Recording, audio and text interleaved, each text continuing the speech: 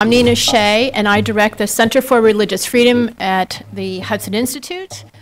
And I am delighted today to introduce our distinguished panelists discussing the topic of the Coptic winter. And what does the massacre at Maspero that took place a week and a half ago mean for Egypt's Christians? I have a few announcements. One is that there is a demonstration today by the Coptic associations that is taking place between the White House and Congress, and it goes till 4. So if anyone feels so inclined after this panel, you might want to catch up with the Coptic associations that are taking part in that. Second, if anyone has their cell phones on, I encourage you to tweet and text anything that you like hearing today. Our speakers are all expert in Egypt and in the Coptic issue. Our first speaker is Kurt Berthmüller, and Kurt, like our second speaker, Samuel Tadros, are new research fellows with the Center for Religious Freedom, and I'm really pleased to have them on our staff. They joined last month, and this is their premier event at the Hudson Institute. Kurt served as an associate professor of history at Azusa Pacific University in Azusa, California, most recently, an assistant professor of history of Geneva College. During that time, he published Coptic Identity and Ayyubid Politics in Egypt during the 13th century? 12th and 13th. 13th century. Okay, and that was published by American University and Cairo Press in 2010. He has received his PhD from the University of California in Santa Barbara, focusing on the non-Muslim communities of Egypt under medieval Islamic rule. And he conducted his dissertation research in Cairo as a Fulbright Hayes Fellow. He received his M.A.M. in Middle Eastern Studies from the Center for Middle Eastern Studies at Harvard, and where he studied Arabic, modern and medieval Middle Eastern history, Arabic literature, and classical Islamic philosophy. And he earned his B.A. in history from Messiah College in 1995. I'm going to go ahead and introduce our other speakers today, and then we can just move on to the panel. So following Kurt, will be Samuel Tadros, who's a research fellow here, as I said. And he was, until recently, a senior partner at the Egyptian Union of Liberal Youth, an organization based in Egypt that aims to spread the ideas of classical liberalism in Egypt. And he received his M.A. in Democracy and Governance from Georgetown University and a B.A. in Political Science from the American University in Cairo. And he is currently also a professional lecturer at Johns Hopkins University School of Advanced International Studies. I'm also very pleased to welcome to Hudson Eric Trager, who is our third speaker and is the Ira Weiner Fellow at the Washington Institute for Near East Policy. And he is a PhD candidate in political science at the University of Pennsylvania, where his research focuses on Egyptian opposition parties. He was in Egypt during the 2011 anti-Mubarak revolts, and his writings have appeared in Foreign Affairs, The Atlantic, and The New Republic, among many other publications. And from 2006 to 2007, Mr. Trager lived in Egypt as an Islamic Civilizations Fulbright Fellow, where he studied at the American University in Cairo and received his M.A. in Arabic Studies with a concentration in Islamic Studies. Some of the writings are on your seats of our panelists. There's also Current Trends, magazine with a particular article by Sam Tadros on these issues that you might be interested over there on the shelf. I think our panel is going to be discussing an extremely important topic, and that is the massacre that took place Sunday, week and a half ago. It shocked the world. Many people in the United States recognize this issue for the first time, but it's really part of a long, ongoing story that started before the Arab Spring and is continuing and intensifying afterwards. It is emblematic of many of the issues that need foreign policy focus: humanitarian, financial, diplomatic, and strategic. So please join me in welcoming our panelists. Sam, would you like, Kurt, would you like to lead off then? Absolutely, thank you. Thank you for that introduction, Nina. Usually when, well, since I've been in faculty positions for the last 6 years, when an introduction begins referring to cell phones and smartphones, I'm used to it being a warning of getting kicked out of the room, so this is a nice change. Well, typically lectures beginning with the Copts begin hearkening back in some philosophical terms to the last 2,000 years of history, back to the 1st century AD and that sort of thing. I'm not going to go back that far today, in part because we really don't have time to do that, and also in part I'm assuming that most of those present here today have some idea of the fact that there is in fact a large indigenous Christian population in Egypt. By best estimate, somewhere around 10% of the population, most of whom belong to the Coptic Orthodox Church, although Catholic, Protestant, and other Christian communities are also represented among the Copts. If I'm wrong in assuming that, please feel free to ask some more background and those sorts of questions during the Q&A session. But rather, given the urgency of the moment and the events of the last couple of weeks, I think it's much more important, much more crucial to focus on the more recent experience of the Coptic community in Egypt. There are, in fact, a myriad of issues facing the Copts, and I don't intend to give a laundry list of those issues and grievances today, but rather I want to focus on a real crucial nexus of some of the challenges facing the Copts, both in terms of the things that they have faced, violence perpetrated against them, and also the response of the Egyptian government. And by Egyptian government, I'm not just referring to the present caretaker Supreme Council of the Armed Forces, but also going back, of course, to the deposed Mubarak regime and looking at the ways that the government responded to and on occasion was involved with violence against Coptic property and on many occasions persons as well. The government relationship with the Coptic community has a lot to do with issues of property. Much has been written about this, much has been spoken about it, but it is fair to give a very brief sense of what that entails.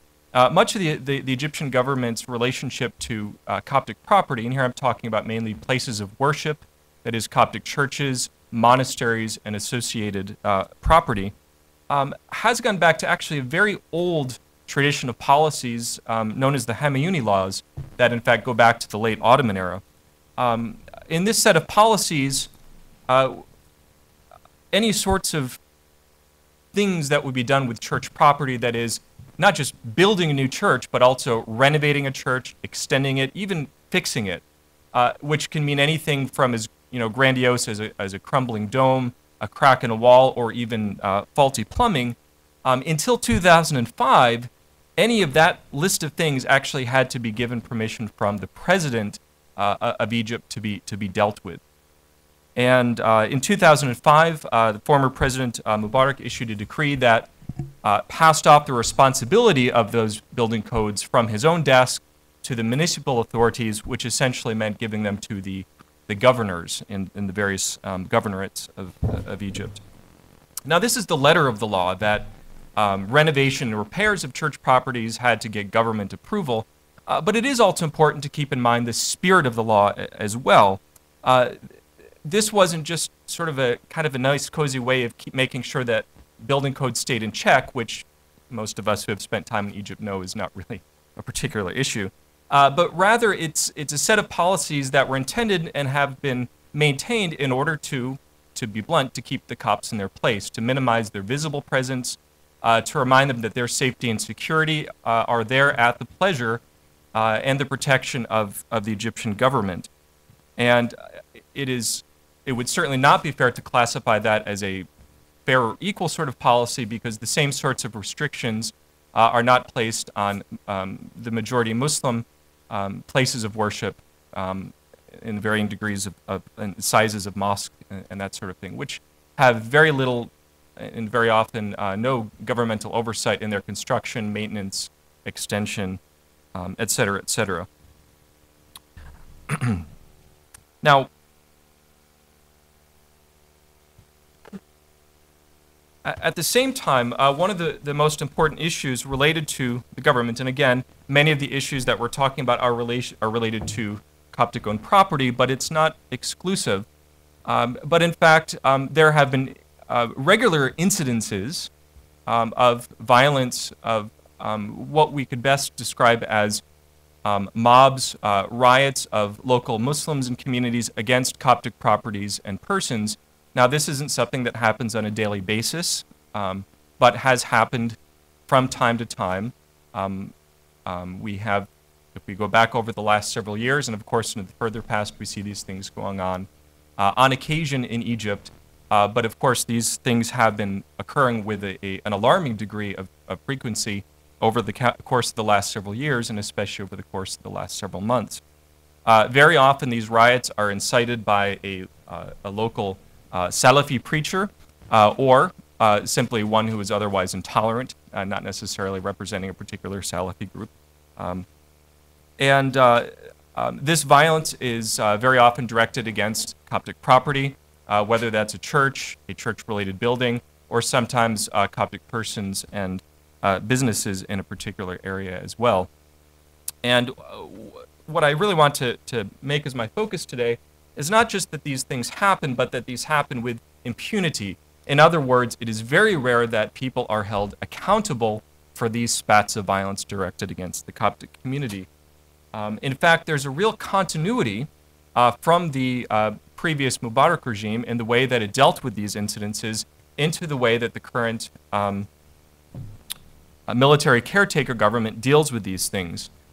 First, very often if these spats of violence take place, whether that's an attack against, again, property, persons, etc., there's very often a very slow response time in terms of local police or military security in responding. The second is that once a response is issued, blame is dispersed, and it's usually dispersed widely. Very often, blame is dispersed generally not against the people who actually carry out the violence, but it's blamed on Christians for inciting things, or as we saw happen, of course, last week as well, it's very often blamed on some kind of a conspiracy or invisible foreign hands that are getting involved in the mix. And finally, there is almost universally a refusal to hold the perpetrators of that violence accountable, an absolute lack of rule of law in these situations. And that continuity from the past to the present, rather than having made a clean break with the revolution, is something that's been carried over with an alarming degree of consistency up to the present moment. Now, I'm going to mention a few examples which refer to some of these incidences of violence over the past decade against Coptic persons, against Coptic properties, and looking at the way that the government responded. I'm going to mention these briefly, and I should say not only am I not giving every slight bit of detail about these incidences, but I do need to make it clear this is not an exhaustive list of these sorts of attacks and these sorts of moments of violence. It's simply a representative list that demonstrates the way that these things have sometimes come about and the way that the Egyptian government has very often responded to them, and to place them into to place more recent violence into a broader context. Now, I've got 5 of these examples up here. I'll go through them very quickly, and if we're running short on time, I may even skip 1 or 2 of them, but I think they're worth mentioning. The first is a very famous, or I should say infamous, set of incidences, really, not just one event, that happened in the village of El-Kush in the southern, that is upper Egyptian province of Suhag. The first incident, which happened in 1998, happened when two Christians were murdered. The events surrounding those murders were unclear, but they were blamed on a conspiracy to poison the relative of some local Muslims in the community. When Christians went to the authorities to complain that they had been blamed for this and that two of their people had been murdered, the local authorities responded by rounding up, that is arresting, somewhere around the neighborhood of 1,200 Copts, putting them in prison, torturing many of them in order to get them to recant on their charges. When local human rights communities, organizations, began to bring this to the attention of not just Egypt, but also to the global press, the response of the Egyptian government was even more furious, that members of those organizations were arrested.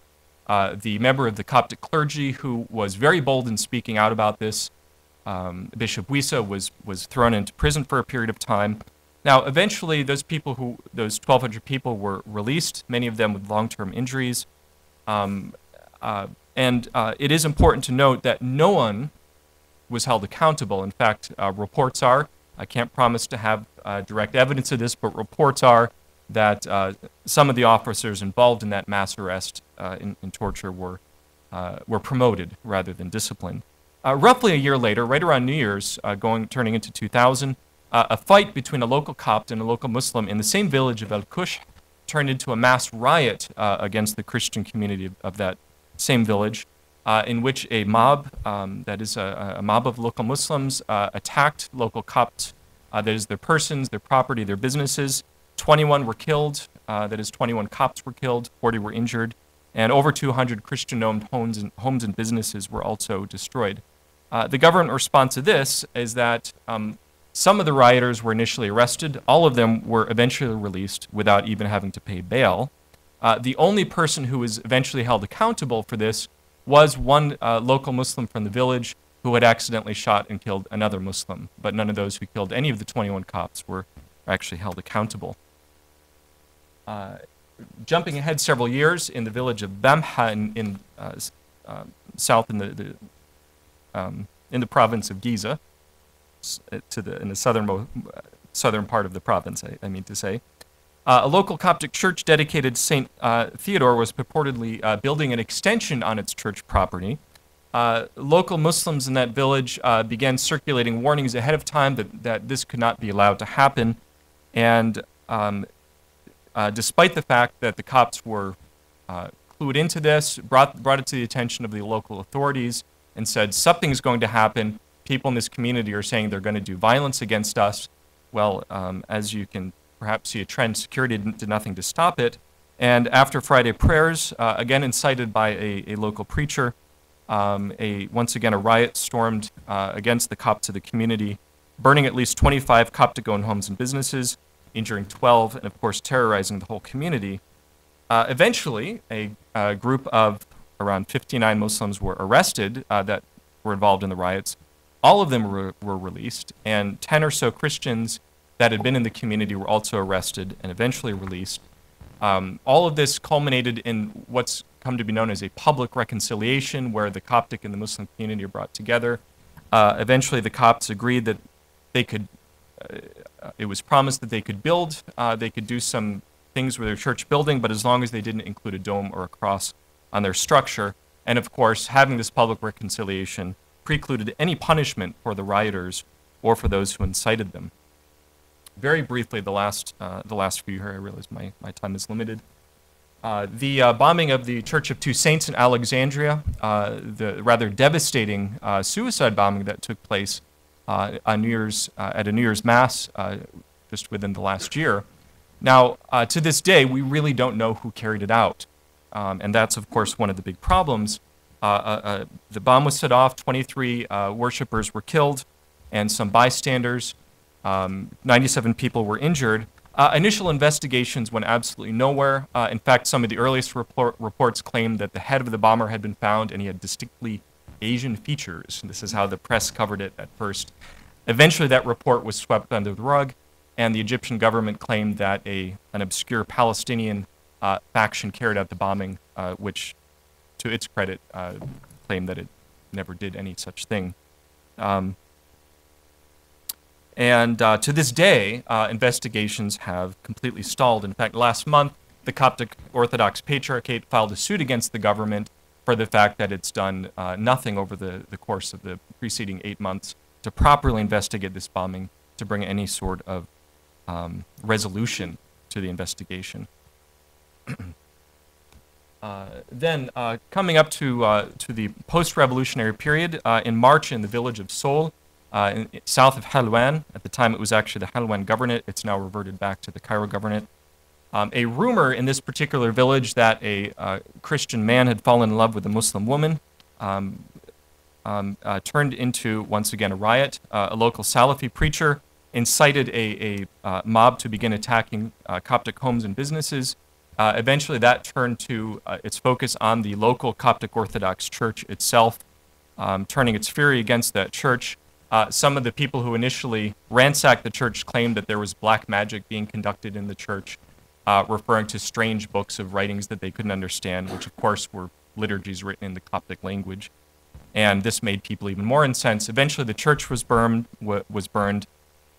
In this case, the military caretaker government did respond, but only after a massive demonstration of predominantly Copts, joined by some Muslims, in front of the Maspero building in Cairo, the center of state-run media, where lots of the protests have taken place, and of course, which has taken on a more infamous quality in the last week. It was only after that massive protest that the military backed down and decided to rebuild the church, in fact. Eventually, that protest was broken up violently, not quite as violently as another one would be. Finally, and this is my last example before I turn things over to Samuel, of course, the incident that set off the series of events over the course of the last few weeks, that's in the village of El Merinab in the governorate of Aswan.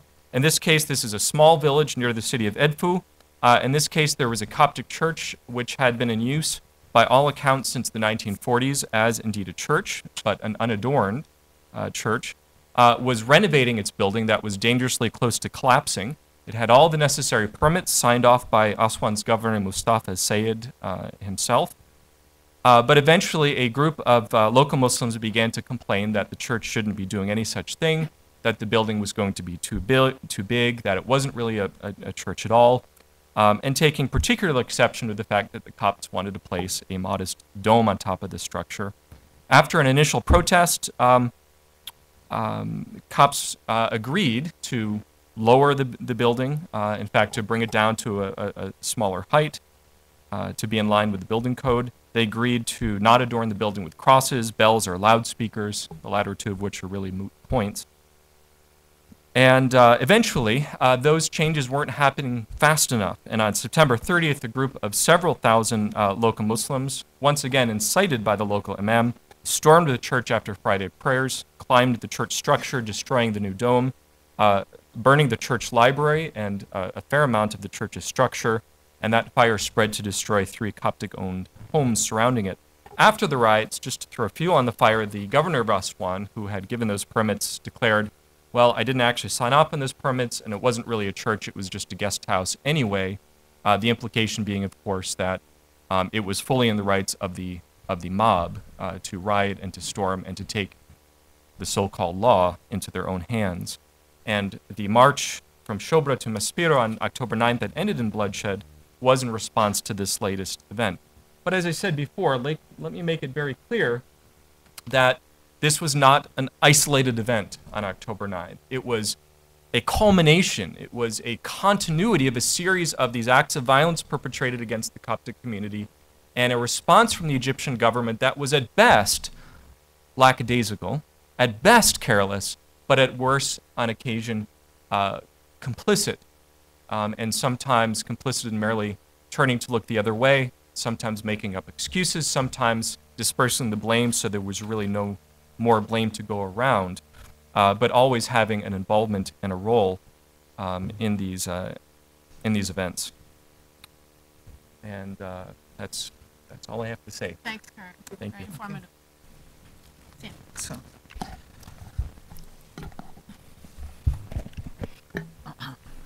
As the Arab Spring was beginning in Cairo, there were rosy expectations both in Washington and in the streets of Egypt.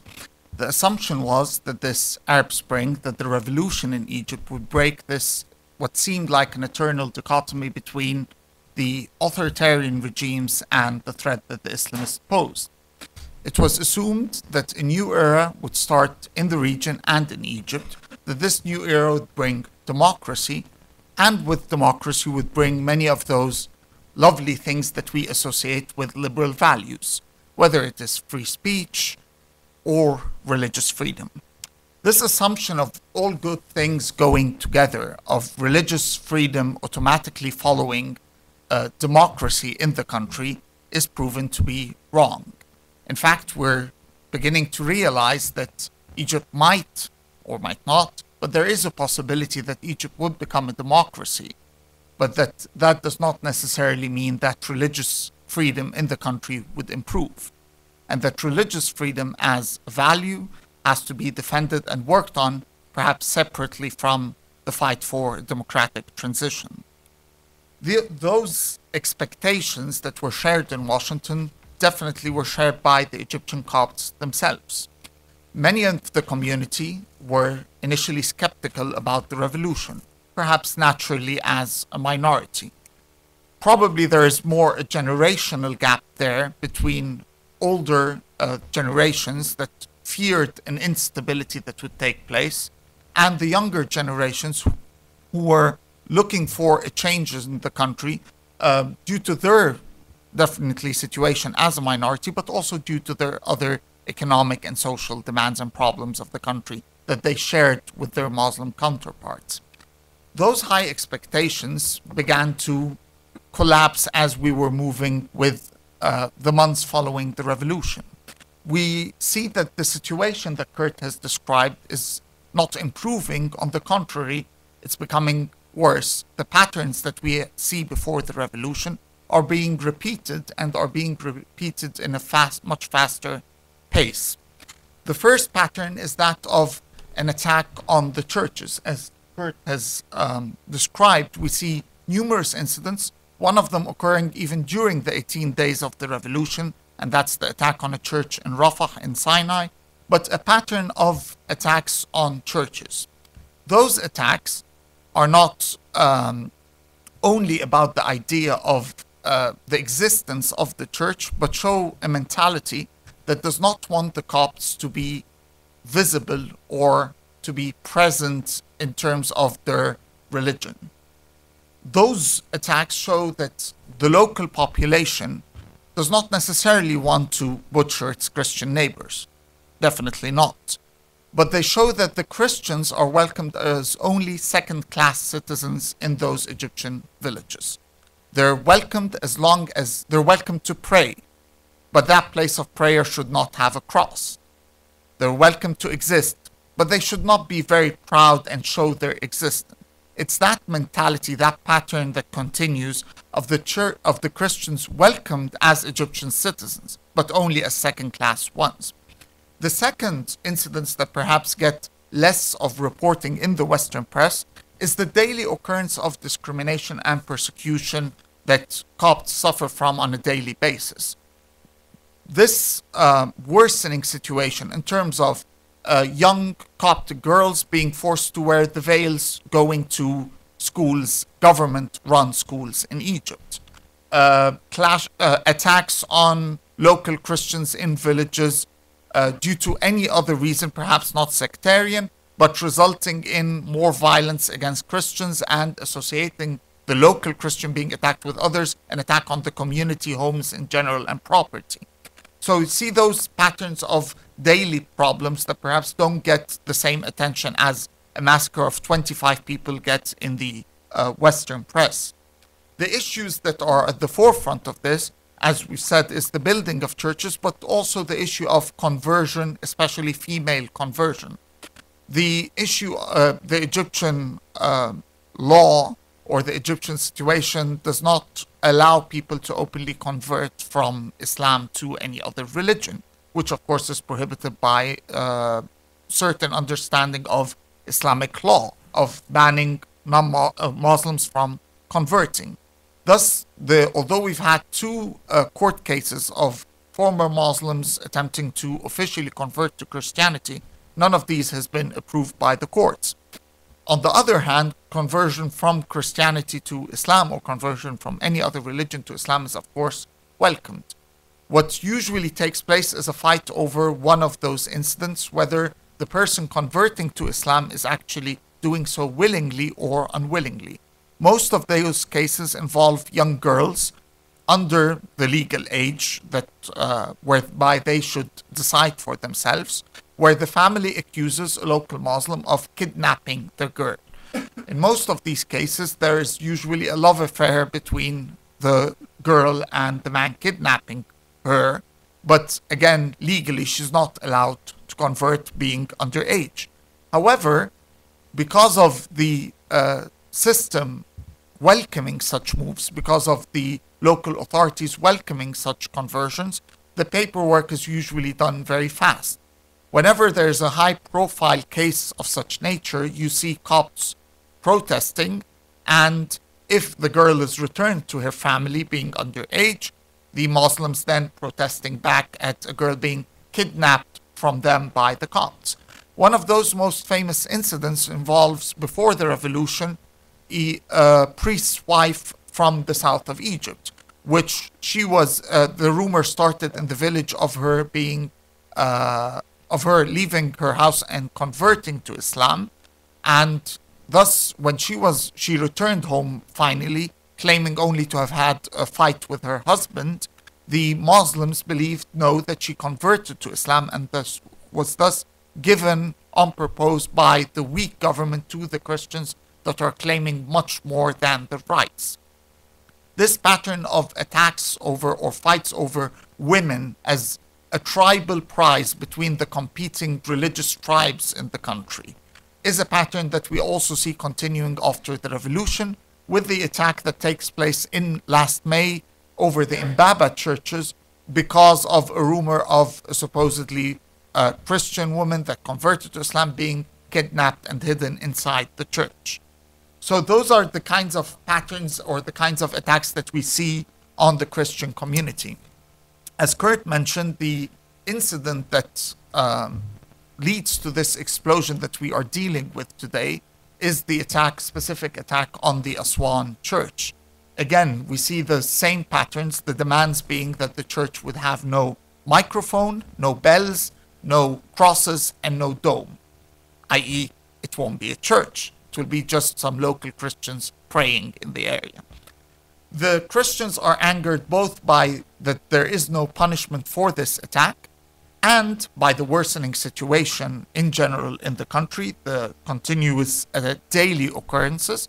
At the same time, they're angered specifically by how the Aswan governor and the government in general reacts by not punishing anyone for the attack, and indeed showing that perhaps the attack is justified when the governor claims that those local, our boys, as he calls them, acted to implement the law and bring the unlawful building down. The Christian group that has led those protests is the Maspero Youth Union, which are young Christians that have been in the making for a number of years, to say so.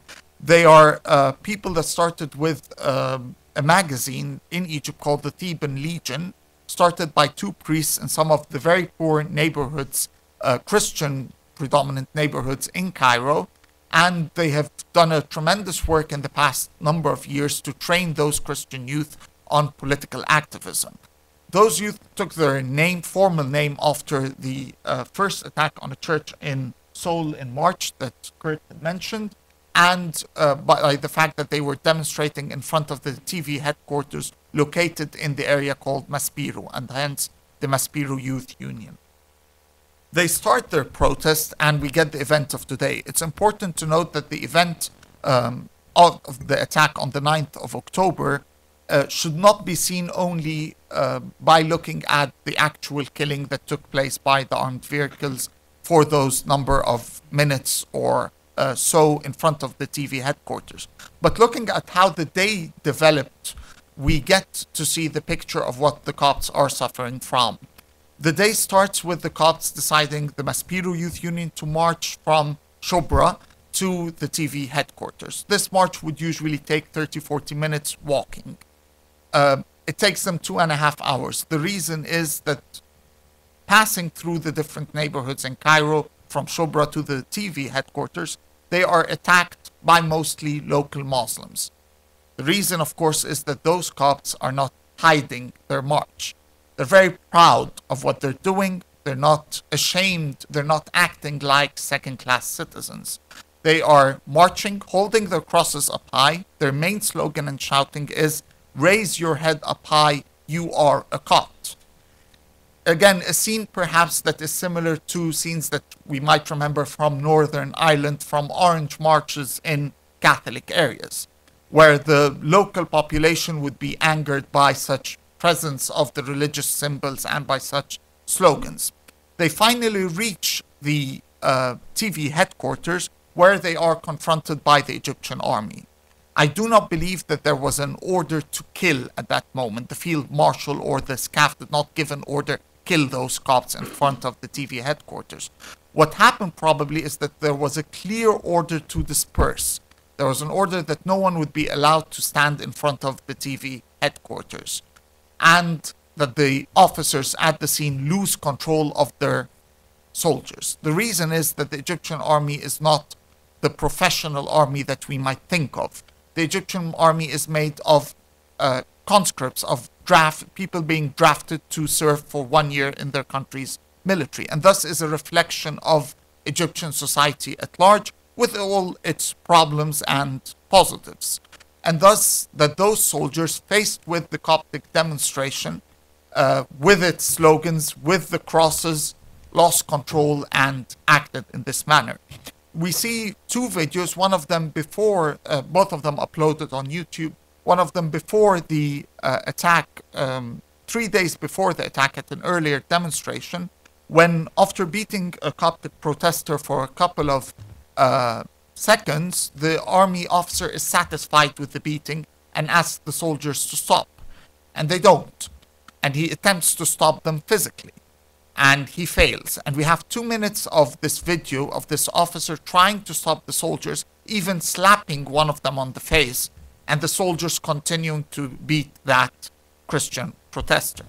The second video is that of after the attack the same night, where one of the soldiers being put on the buses leaving the area after they finished the massacre, he comes out from the bus window and proudly states, "I shot him in the chest," and he repeats, "I shot him in the chest," to the Muslim onlookers. The Muslim onlookers clap, applaud them, and one of them shouts, "By God, you are a man." It is this attitude, those soldiers reflecting how they view those Christians demonstrating, that I think explains a lot of what happened that day.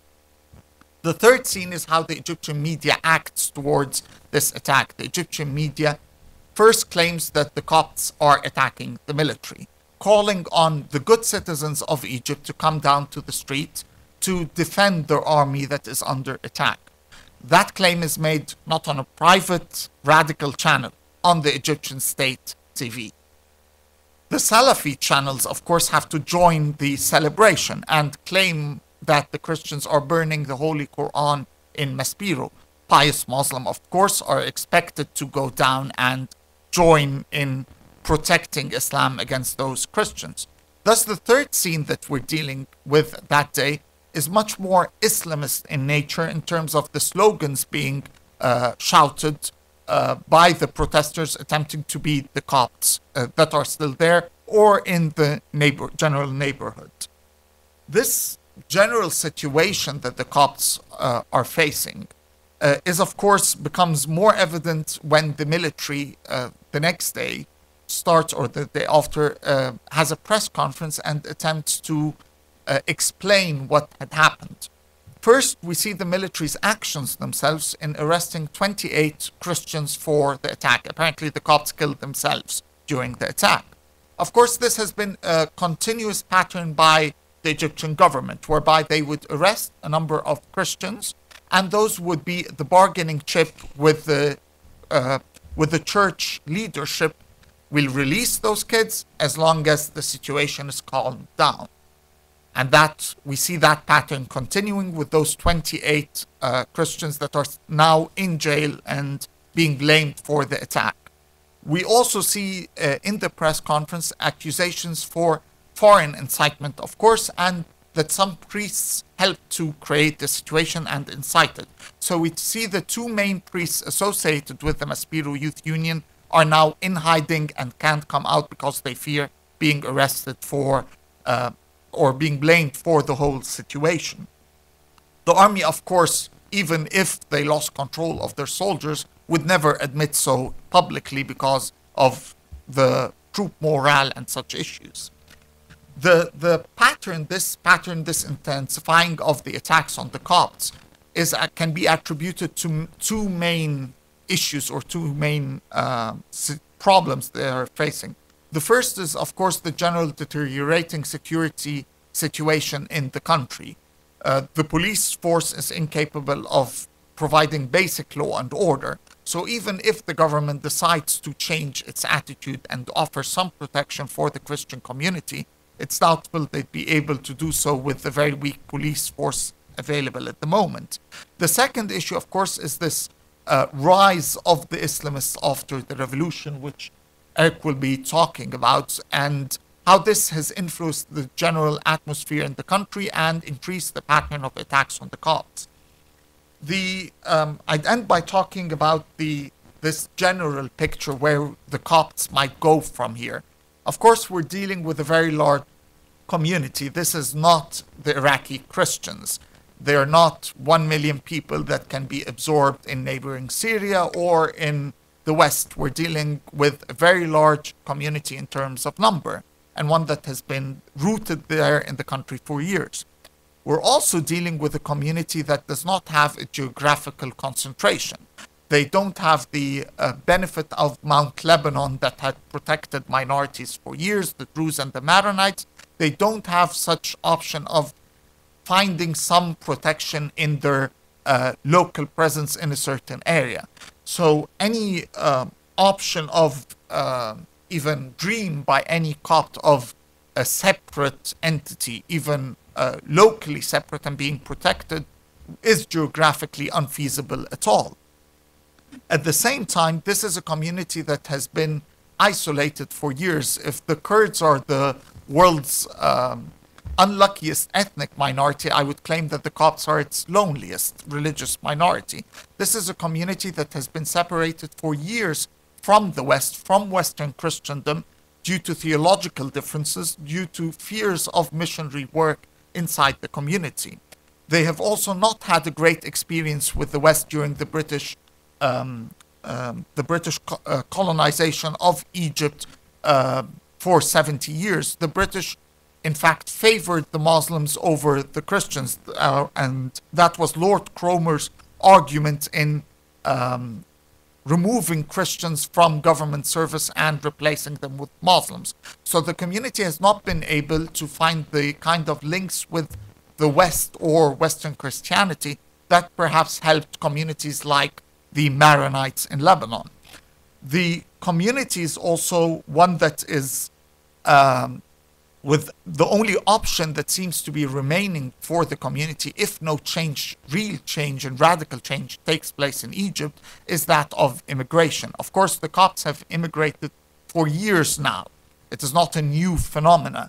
There have been reports of an increased pattern of immigration after the revolution. While some of the numbers there might have an exaggeration in them, we definitely see this pattern occurring.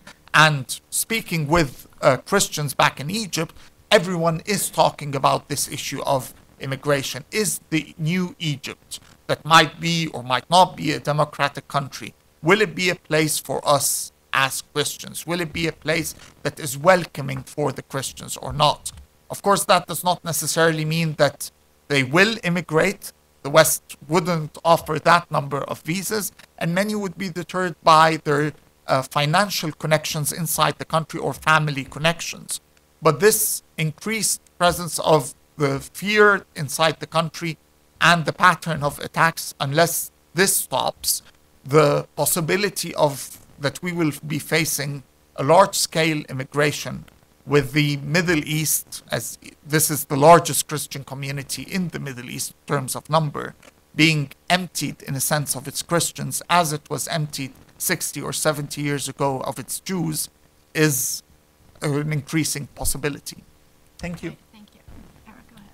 So I just want to start out by thanking the Hudson Institute for having me and for inviting me. I want to jump off of Sam's comments before I get to the Muslim Brotherhood and just emphasize from the outset that the violence against the mostly Coptic protesters needs to be pinned first and foremost on Egypt's military leaders. Now, whether or not the military directed the APCs to run over the mostly Coptic demonstrators, and I actually think Sam's theory is very plausible. I think it's very possible that they just simply lost control. The buck stops with the Supreme Council of the Armed Forces, and moreover, the use of the state media to inflame passions against Copts and their subsequent attempt to deny culpability suggests a concerted effort to inflame sectarian tensions and justify an autocratic crackdown. And finally, it's important to look at the broader political context within Egypt, in which the SCAF has managed Egypt's transition very poorly. Domestic security has deteriorated, the transitional period has been continually extended, and there are rampant doubts regarding the direction of the country and whether the military is simply incompetent in meeting its own benchmarks or whether it intends to retain some kind of power or both. And the kinds of protests that we saw at Maspero, I think, emerge from that political uncertainty in part. And when we think about U.S. policy in Egypt, the mounting failures of Egypt's military leaders and their declining credibility is a very, very serious problem because the military remains America's closest relationship in Cairo. But the military, of course, is not our only concern, and whether or not they retreat from power entirely, it's widely expected that the upcoming parliamentary elections will bring Islamists to power. And they will use that power to steer the writing of Egypt's next constitution in a decidedly theocratic direction. So I want to spend the remainder of my time discussing, first of all, the Islamist response to the Maspero attacks, and then evaluating their electoral prospects and kind of the state of Islamist politics in Egypt right now. So first, the response of the Islamists to the Maspero incidents. The Muslim Brotherhood, for the most part, stood by the military.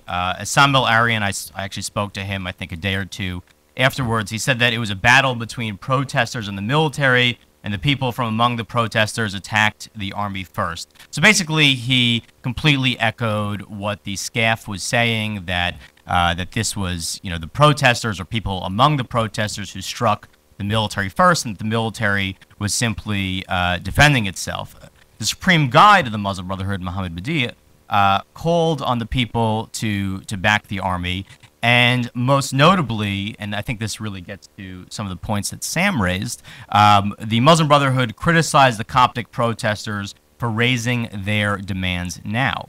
And they said in a statement, quote, "There are certain channels, means, and times for demanding legitimate demands, and all Egyptian people have legitimate demands, not only our Coptic brothers. This is certainly not the right time to demand them, since the current government is an interim government, and the general conditions are abnormal." So the idea is, we all have problems, not just the Copts, so they shouldn't have raised them now, and then, this is what happens. Looking at other Islamist figures, I want to talk briefly about Abdulmonem Abul Futuh. Now, he's someone who's frequently cited as a more moderate, sometimes the word liberal is used, Islamist. I've interviewed him. He has suggested, at least to me, more of an openness to things like a Christian running for the presidency. But after the attack, he went on Egyptian satellite television and said that the incidents promoted foreign and Zionist aims, and the Coptic Christians had picked the wrong time and place to have their protests, since there are foreign hands intervening in Egypt. So really, he just echoed this idea that the incident was a result of foreign hands, that it was, for interests that the rest of Egyptian society looks very negatively on. And Salim al-Awa, who's another major Islamic figure who, like Abu al-Futuh, will probably be running for president, said that it was caused similarly by hidden and external hands that are working to destabilize the country. But he added that America was looking to intervene militarily in Egypt to protect houses of worship. So in other words, this was all a pretext for America to intervene militarily.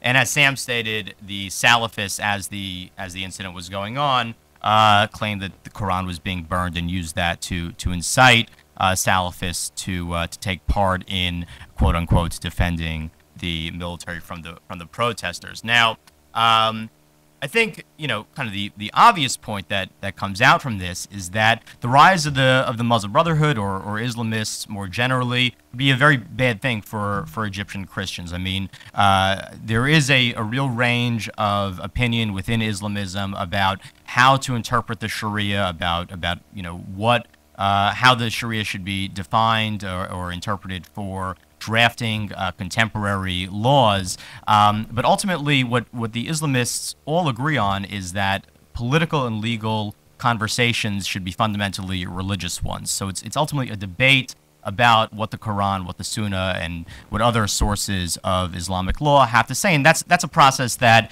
inherently excludes Christians. So that's sort of the first thing. And I think that Sam hit it right when he said that no one is talking about the butchering of Copts or anything like that, but it's sort of this expectation that Copts will, for the most part, be second-class citizens. And I was in Egypt earlier this year. I was at a lecture that Sobi Saleh, he's a major thinker, a legal thinker within the Muslim Brotherhood. He was a member of parliament.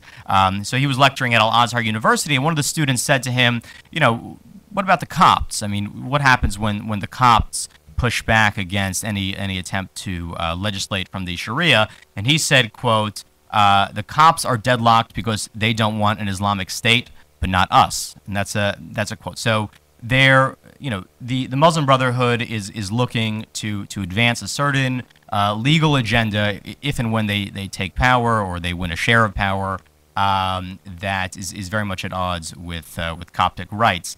And again, many within the current leadership of the Brotherhood are pretty explicit about opposing a Christian being president.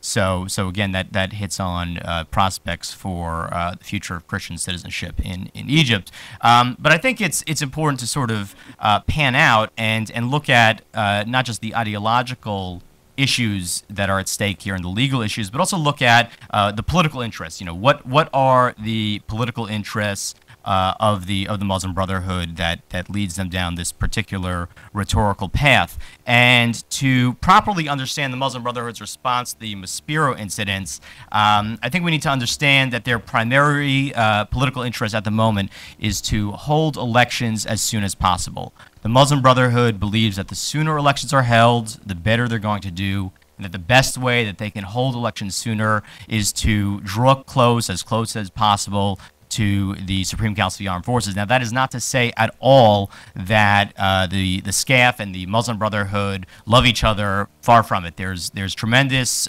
mistrust between both of them. The Muslim Brotherhood has increasingly, in recent months, spoken out against the SCAF's attempts to create what are called super-constitutional principles. In other words, principles that would precede the drafting of a constitution that, at least in one version of those principles, might allow the military to retain a certain degree of unquestionable power in a post-Mubarak future. But the interest of holding elections as soon as possible has really grown for the Muslim Brotherhood in recent months. I remember when I was out in Egypt until early April, I would speak to Muslim brothers and I'd say, hey, is it important that elections are held, let's say, by September? And they would say, well, look, if elections are held by September, we're going to win. And if they're held next September, we're going to win. So we're not really that worried about it. I don't know, whether they were just being cute or whether they really believe that. But I think actually in the last couple of months, their confidence has waned quite a bit, and particularly over the last month. So let's kind of step back and look at the political trajectory. So the Muslim Brotherhood had been expected to do well for a couple of reasons. First and foremost, and I think that this is a very important point to emphasize when speaking about the Muslim Brotherhood, it's by far the most well-organized organization in Egypt. Now, that seems obvious, but I want to get very specific here. First, let's talk about the internal structure. Historically, the Muslim Brotherhood runs out of a central office in Cairo and has a tiered leadership that runs to different areas of the country, down to the governor level, down to the local level, down to a city level, a town level, to the smallest level, which is it's called an usra, a family, a 5-person unit typically, in which Muslim brothers meet practically every week for 3 hours. And in their usra, in that family unit, which is a very tight-knit unit, they discuss all sorts of things. They discuss politics, they learn Quran, they discuss religious issues, they discuss the details of each other's lives. So this is a very tightly knit network. Now, historically, when the Muslim Brotherhood wanted to do something, let's say a demonstration, let's say a social service, a medical convoy, get people out to elections, they would send messages down this chain. So, for example, the evening before the January 28th protests that were really a turning point in the revolt, the order that the Muslim Brotherhood would be officially participating came down through this chain. So it's a very tightly networked organization, and people are connected to it in these very small interpersonal units. The second thing that I want to emphasize about the way the Brotherhood is structured is that what it takes to become a Muslim brother. Now, becoming a Muslim brother is not the same as becoming a Democrat or Republican. You don't go to the DMV. Becoming a Department of Motor Vehicles, for those of you from New York. Becoming a Muslim brother is typically a 5 to 8 year process. It begins when you're recruited because you show certain signs of piety, typically from university, sometimes from a mosque, and it's a 5 to 8 year period in which you go through different tiers of membership, and to pass from one tier to the next, you're tested. So you're tested on your memorization of the Quran. At subsequent levels, you're expected to preach, you're expected to be a recruiter, you're expected to play certain roles within the organization. So by the time you become what's called an Akh Amal, which is the highest membership level of the organization, I mean, this is something you're very, very committed to, and it's not really the kind of thing that you're likely to switch very easily. You may switch. I mean, you certainly can throw 5 to 8 years or more of your life out, but it's hard. I mean, it is very hard to remove yourself from something that you've so committed yourself to. So the Muslim Brotherhood, what I'm trying to say, was expected to do very, very well in the upcoming elections early in the post-Mubarak period because they were just so well structured, but also so committed to the organization that it was believed that a kind of central office could send out enough messages that would help mobilize, and that would help the Muslim Brotherhood when it's competing, don't forget, with possibly 50 other parties. So you only need to do so well to get enough to win an election against 50 other parties. Second reason why the Brotherhood was expected to do well was because it formed what was called the Democratic Alliance for Egypt. It was an electoral coalition that it started with the Waft Party, which is not a very popular party, but has some level of national organization. I don't want to overplay the Brotherhood's strength at all, but among the official parties of the Mubarak year, probably the most effective. And this alliance actually grew to what I believe today is 42 parties. And it was seen as a mechanism through which the Brotherhood would help other parties win so that its actual representation in the parliament would understate its actual influence. So, for example, the Brotherhood has promised at various points to run for only 40 or 30%, sometimes 50. It goes back and forth in terms of the exact percentage, but if in addition to whatever percentage it runs, it also helps a bunch of other parties get elected, it's going to hold substantial influence. Now, That alliance seemed shaky early on, but it really survived a couple of tests until recently when it faced certain defections. Well, okay, let me back up just a bit, and I'll wrap this up quickly.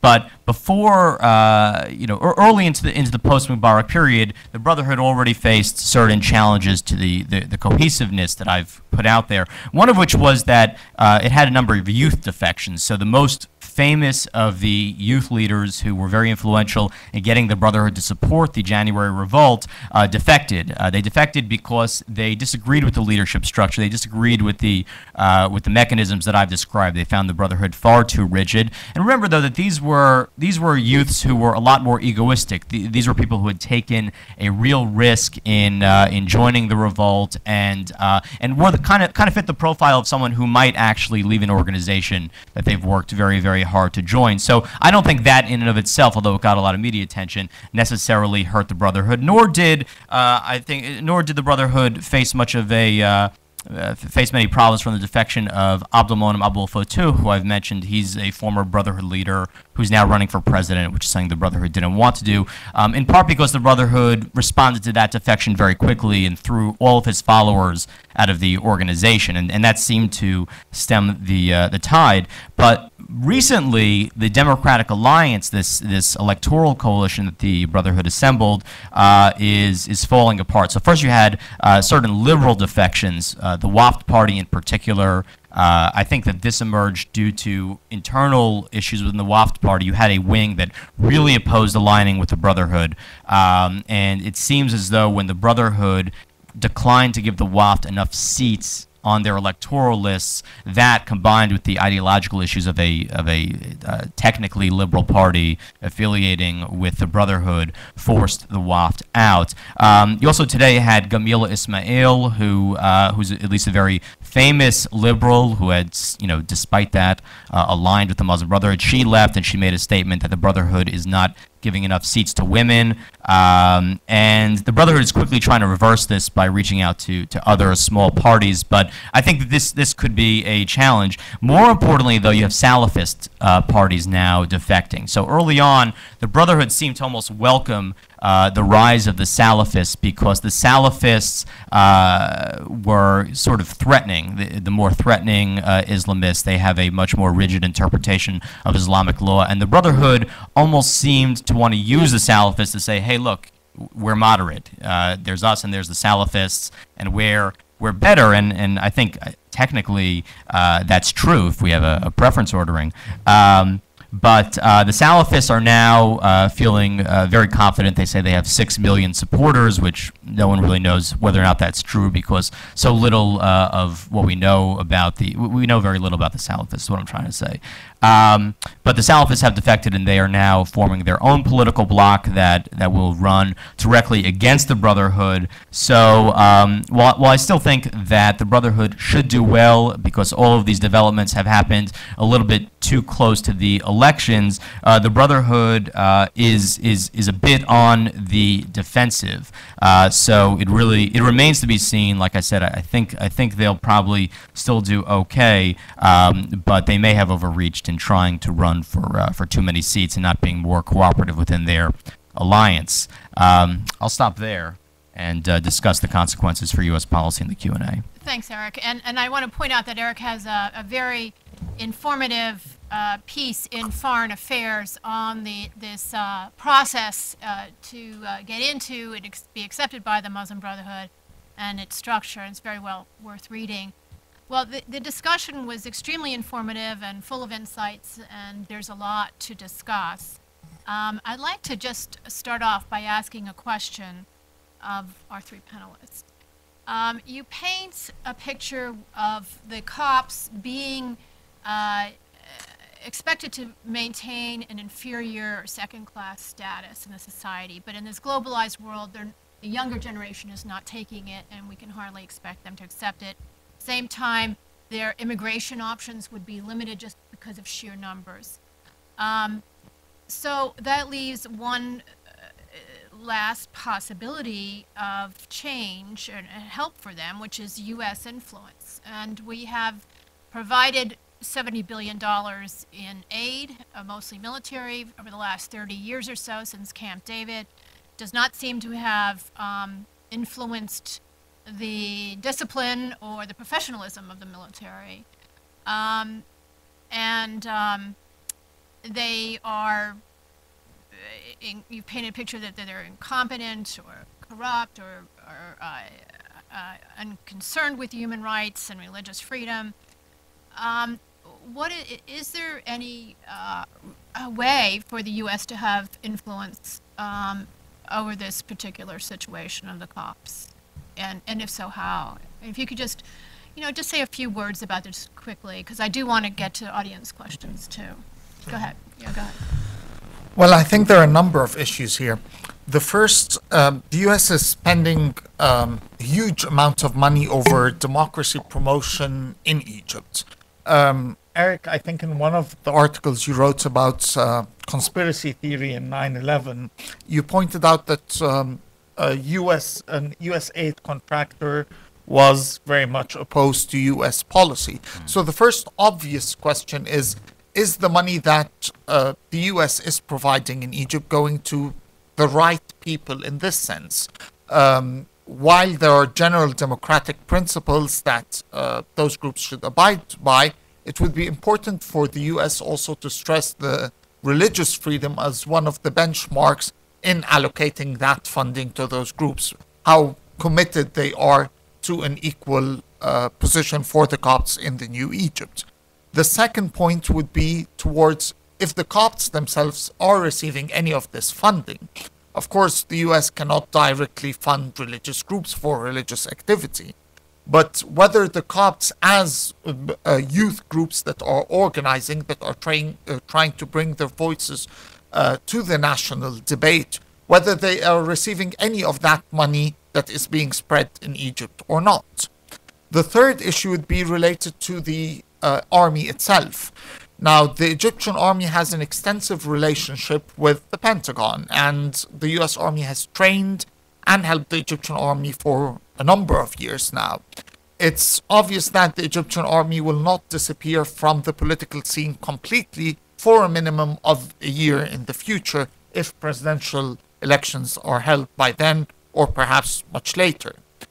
If that army is as undisciplined or incapable of handling those situations, whether it would be advisable for the Department of Defense to include in its training of the Egyptian military some basic law and order, human rights training, such things that the U.S.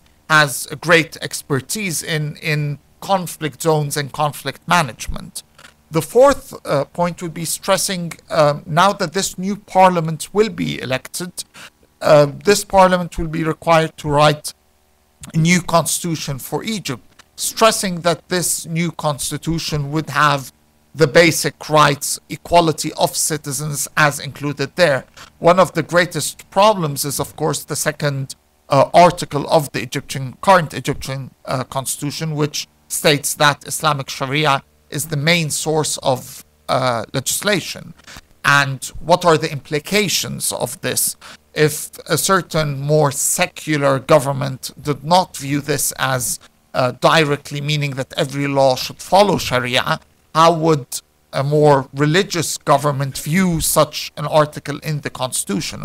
So outside of even the implementation of those points, it is the basic question of if the new constitution will ensure equality for all Egyptian citizens or not. A couple of very quick things to add, not a tremendous amount, but I would like to say that in the short term, one of the most pressing concerns is the question of the rule of law. Egypt does claim to have a set of laws in the books that theoretically should be followed at some point, and it's almost never carried out.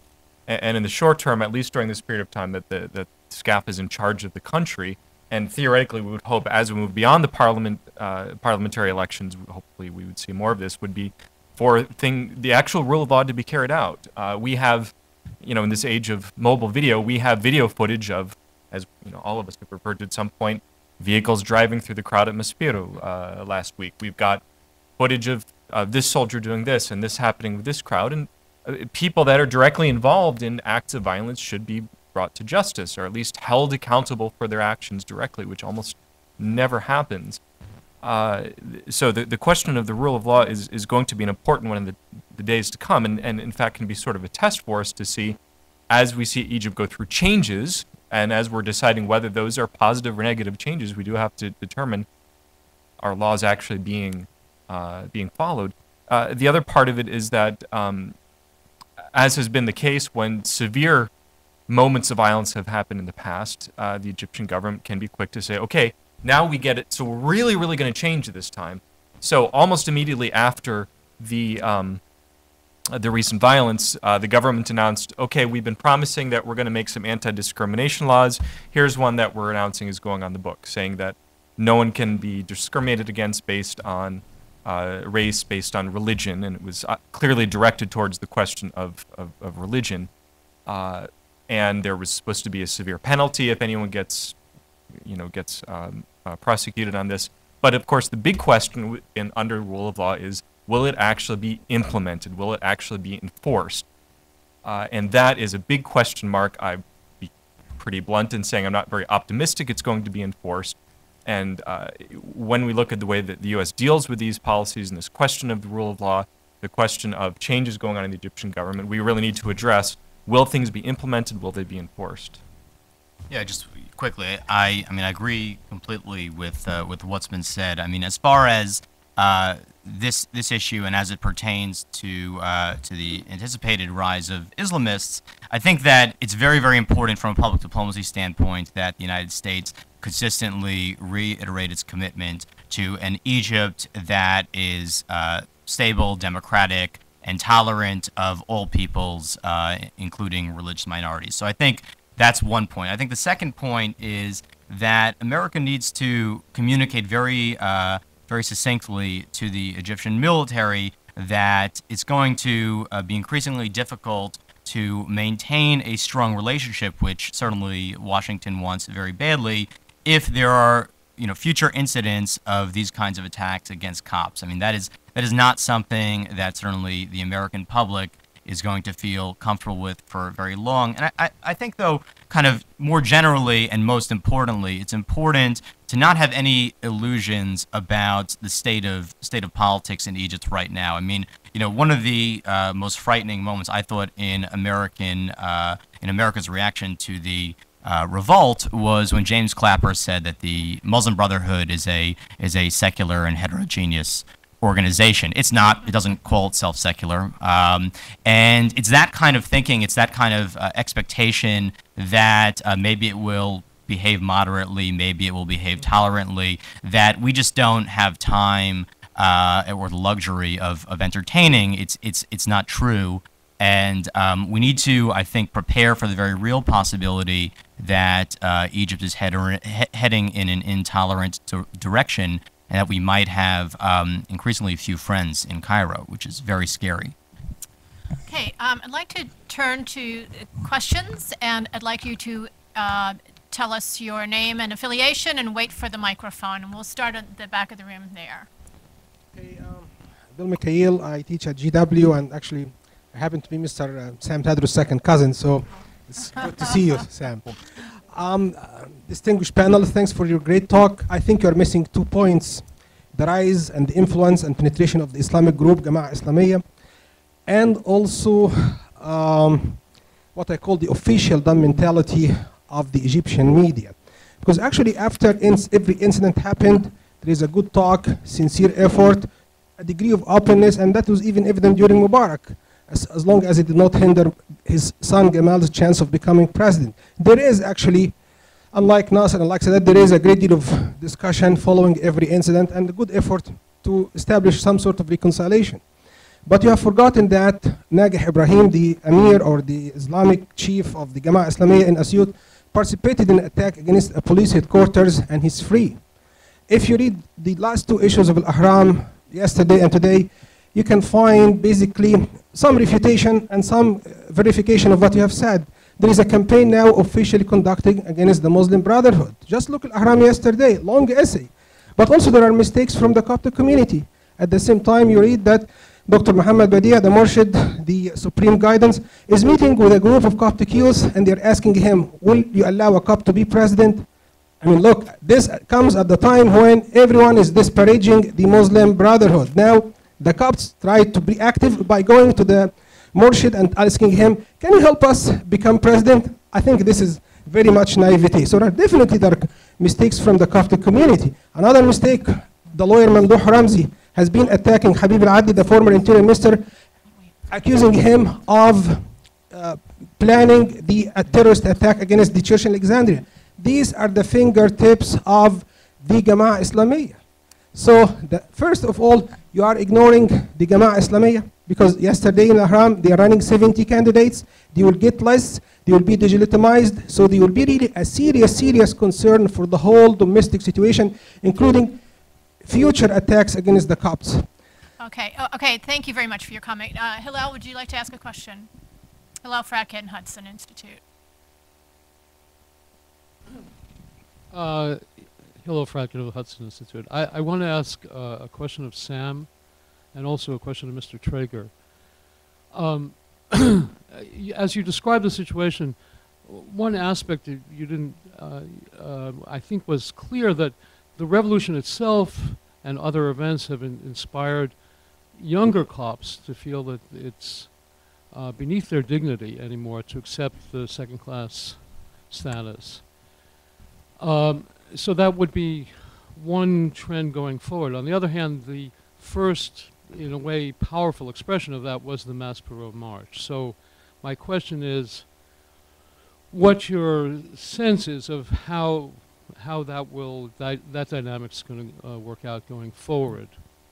And my question for Mr. Trager is, and it was, you presented this very powerfully, the impact of the Islamists, but I would ask you to say a little bit more about what you think the dynamic between, say, the Brotherhood and the Salafists will be, because it sounds as if under the present circumstances, they will involve themselves, especially if the Brotherhood fears a certain leakage of support, that the Coptic issue itself will somehow be the one on which everyone will try to make political hay, and how that would lead to another question for Sam: how Copts might foresee this and what they might do about it. Concerning the Jama'ah Islamiyah and the Islamic Jihad, the two groups that violently led an insurgency in the south during the late 80s and early 90s, and that earlier had killed President Sadat, they're definitely there. They're definitely freed from prison. Whether they have an electoral impact is another question. While their media presence is huge, I'm not sure that they would be able to build the district level electoral support necessary to win seats in parliament.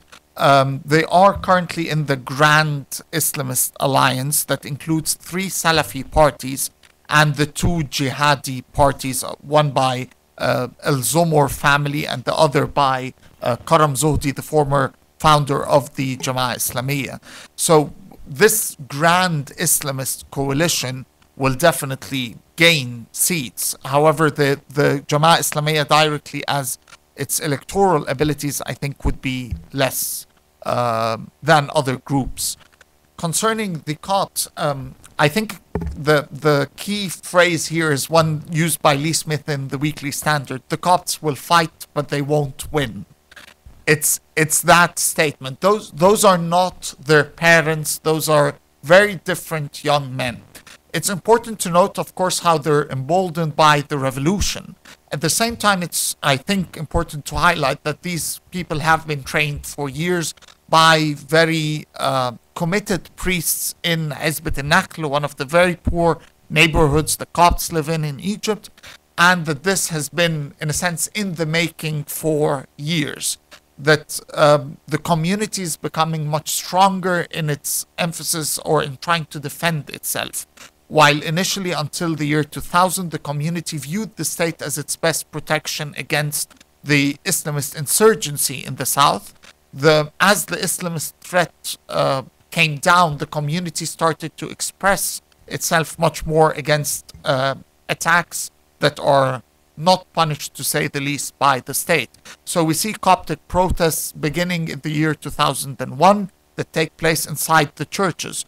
By 2010, just a couple of months before the revolution, we see for the first time Copts demonstrating in the street after a church is being attacked in the Umraniya area in the Giza Governorate. And they not only protest in the street, but they go and protest in front of the Giza Governorate headquarters and attempt to ransack the building itself.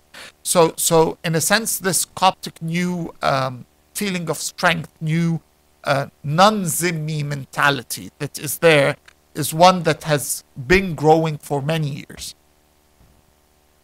Yeah, so getting to the dynamic between the Muslim Brotherhood and the Salafists, it's a really interesting question that's just come up in the last couple of weeks as to how these two groups will compete, how well the Salafists will do. And as Sam said, we don't really know, but one thing that I want to hit on, and I think it will get to your question as to how the Coptic issue will play out in this struggle, is we have to think about what politics in Egypt has traditionally been about. I mean, I kind of think that that's something that's always lost in the conversation about Egypt's domestic political future. Politics in Egypt has rarely been about ideas, especially at the parliamentary level. It's always been about the provision of services and clientelism. I mean, this is why the NDP did so well. It was a party that was connected to the regime. It was able to provide services. And of course, I'm talking about services. I'm speaking beyond the services that we're used to in congressional politics in the United States. Well, most of the time, right? Jobs for people, hospitals, roads, etc.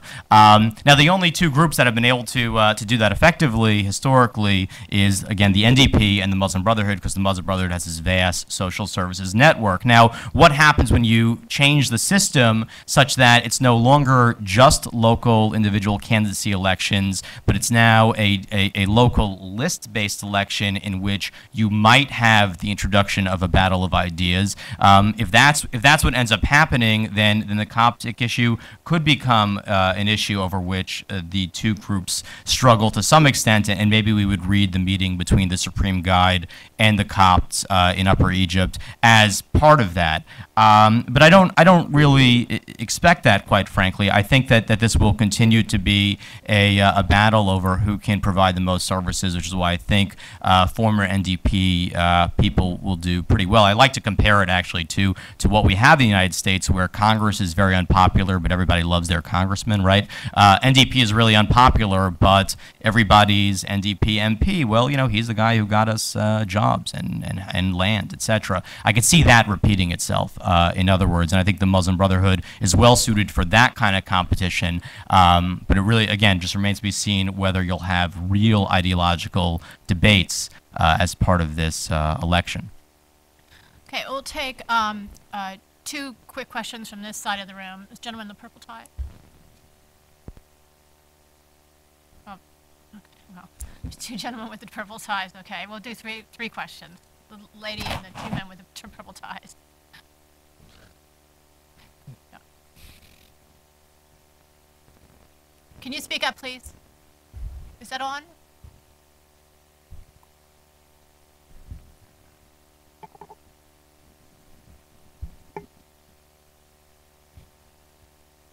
Yeah, that's better. Samah Alphonse from the Arab League. Do you have a view about how the Egyptian Christians and the church are participating in the current political arena in Egypt? What's their role within all these parties, and how are they formulating in the political participation? I mean, just on that point, you've had a number. I mean, you've had many new parties that have formed since the revolution.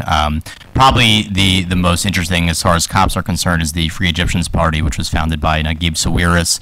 You also had, in the last couple of days, a new party that was announced by Michael Munir, of the U.S. Copts Association, who has gone back to Cairo to try to start a new party. So Copts are taking some role in these new parties. Again, how these parties will do is tough to know, because again, if it's a battle of ideas, then maybe they have a shot. Maybe liberalism will make some sort of entry, at least into the debate. But if it's a battle over the provision of services, it's harder to be optimistic. And of course, you had some Copts who were also involved in the coalition of revolutionary youth. I mean, do you have more to say about that?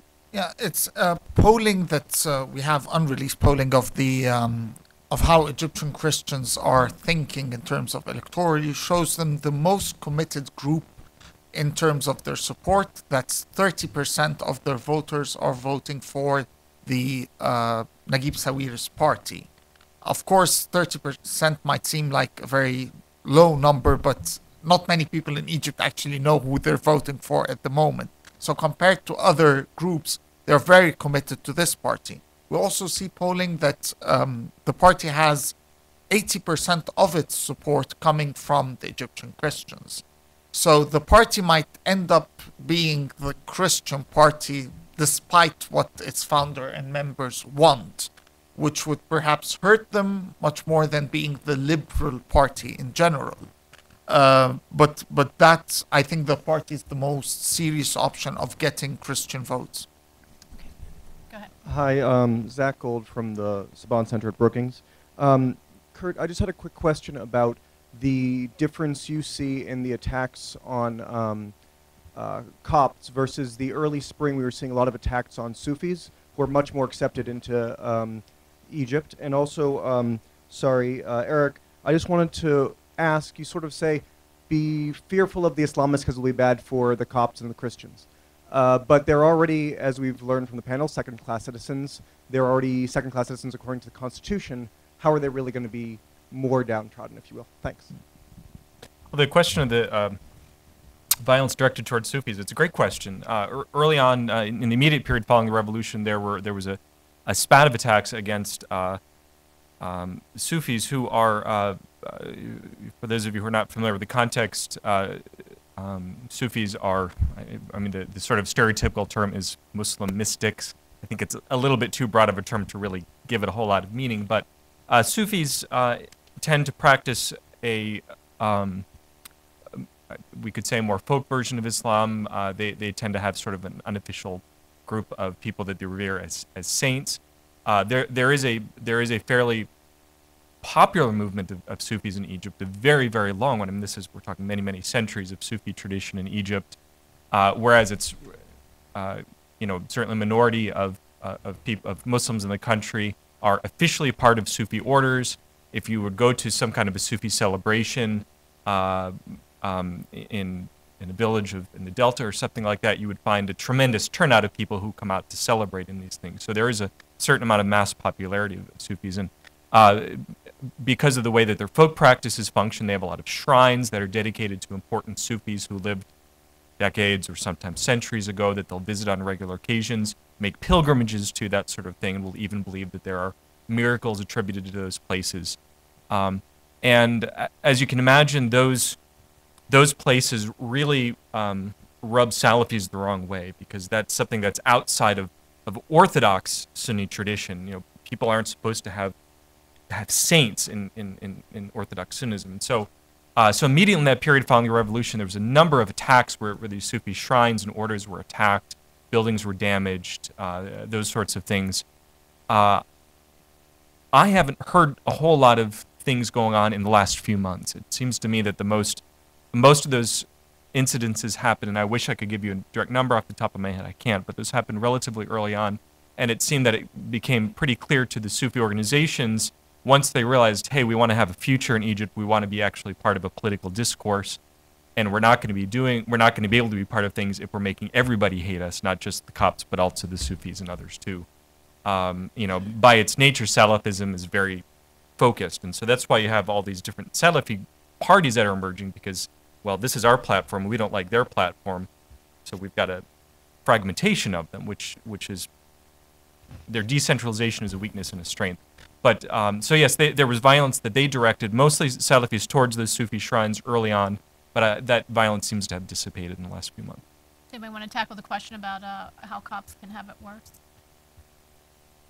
Okay. We could have a long. Yeah. No, I think That's it's a a good really, question, I think it's a but- great question. You know, can it get worse for Copts? So, I want to just say from the outset that I don't think for a moment that the priority of the Muslim Brotherhood is to you know, to hurt Copts. I mean, that's certainly not their key goal. Politically, their key goal right now is to have elections as soon as possible, because especially now of the way in which Salafists are reacting to them, the demise of their alliance. So that's really their priority. And I even think long term their priority is not hurting Copts per se. Their priority is establishing a state that is broadly based on the Sharia, and they want, therefore, legal and political debates to be fundamentally religious ones. Now, in Egypt, there's one group that simply cannot participate in that process, and that's the Copts. I mean, the Copts can't accept that by virtue of their religious beliefs. And I think that it will become very, very dangerous if this one particular community is seen as the key thing standing in the way of what the Muslim Brotherhood wants or what other Islamist groups want, especially if they achieve some sort of plurality in the coming parliament. I mean, I think that that's really what we're looking at here, the risk that you have this thinking that everything would be as we want it to be except for the Copts. I mean, I remember speaking with Mohammed Morsi. He's a top leader in the Brotherhood and a top leader in the Freedom and Justice Party, which is the Brotherhood Party. And I said to him, you know, what happens if the Copts push for something, some kind of law that you know doesn't agree with Islamic law? Sort of a broad question. He says to me, "Oh, that's impossible." And I said, you know, why is that impossible? He said because, you know, he kind of gave the response that, well, because nothing that could reasonably be passed that's good could be in contradiction to Islamic law. This is a sort of Islamist way of approaching legal concepts, and you know, I would hate to see what happens if that's tested.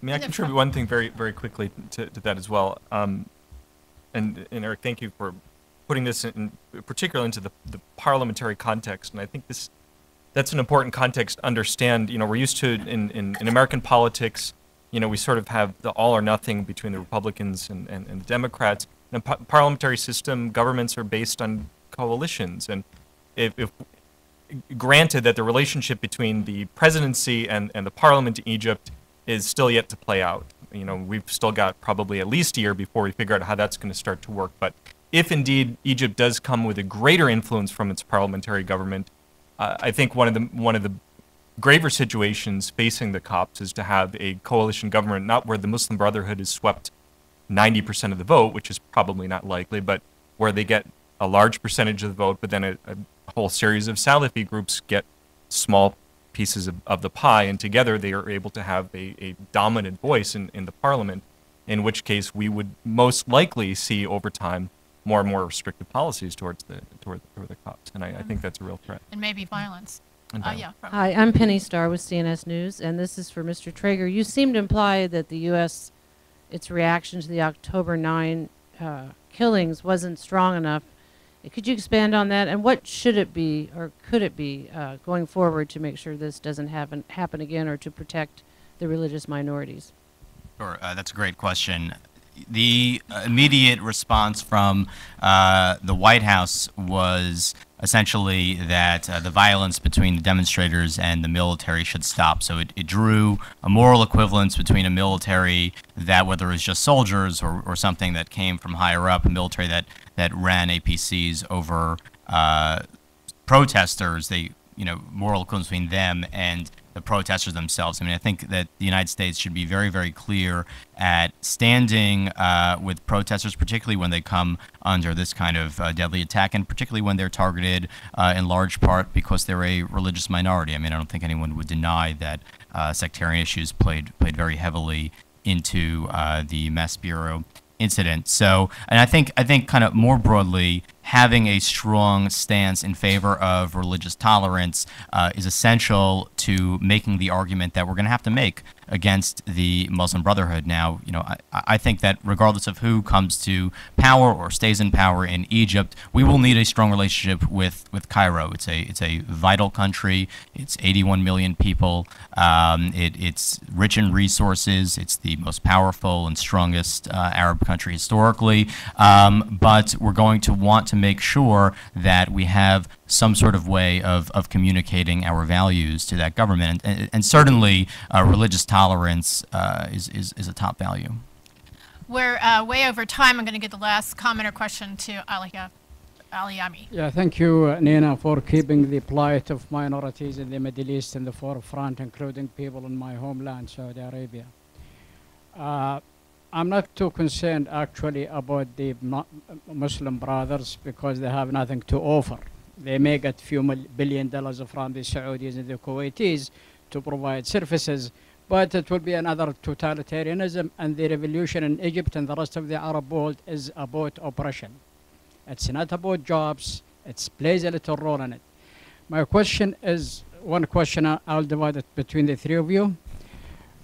Samuel, Salafism is not native. It's not indigenous to Egypt, actually. It came about during the Sadat revolution and have been gaining momentum since. I would like you to address the root of that, who's sponsoring it, and what should be done. I'm repeating Nina's question. What can we do in this country? The people in the Middle East are changing. Are we changing here?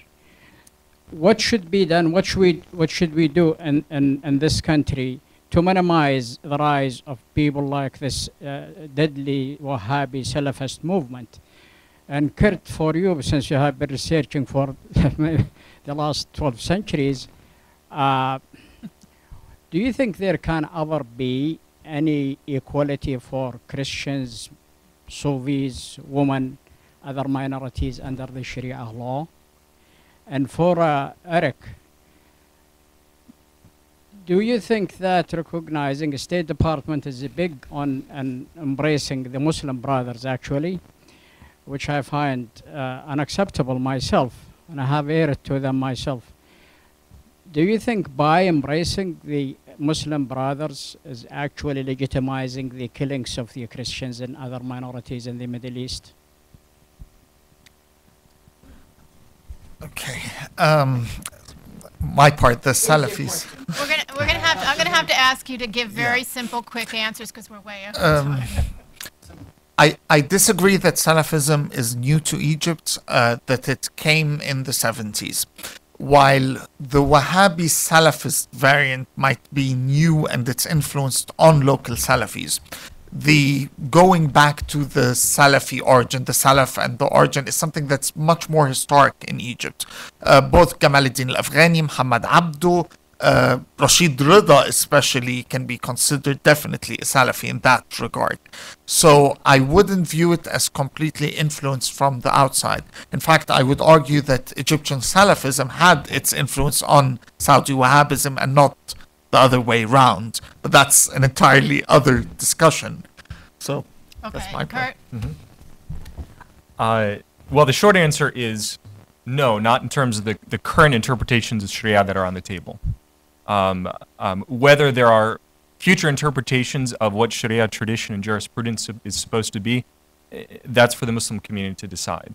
The options that are on the table that are available in Egypt at the moment, I don't think there can be proper equality. As much as different Islamist groups like to, and they found ways of going on TV now and saying the Copts don't have anything to worry about, we promise everything is going to be great when we're in charge. I think it's very clear that there's no specificity to that, because if they give specifics, it's going to look a lot more dismal in that respect.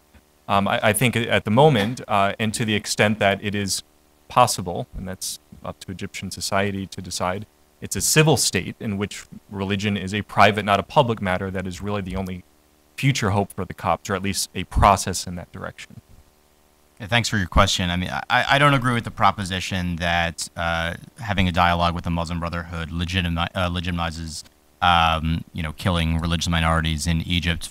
First of all, I don't think the Muslim Brotherhood's priorities have anything to do with the Copts. I think that they exist despite the Copts, which are first and foremost have elections as soon as possible, therefore to be as close as possible to the military, and therefore to echo the military when things like this happen. I mean, the second thing is, as I said, I think regardless of who comes to power or stays in power in Egypt, we're going to need a relationship. So it's not a terrible strategy for the State Department to have some lines of communication with the Muslim Brotherhood. I mean, those lines of communication have actually existed for a very long time. It's just the question of the way that they are conducted and the extent to which we're realistic about what those contacts can accomplish. I mean, I'm very pessimistic about what they can accomplish, but nonetheless, we need the phone numbers and we need to be able to call and have some sort of understanding about what our intentions are and what their intentions are. So I don't see communication in and of itself as an embrace, and I think that the meeting that was held, I think it was 2 weeks ago, between an NSC official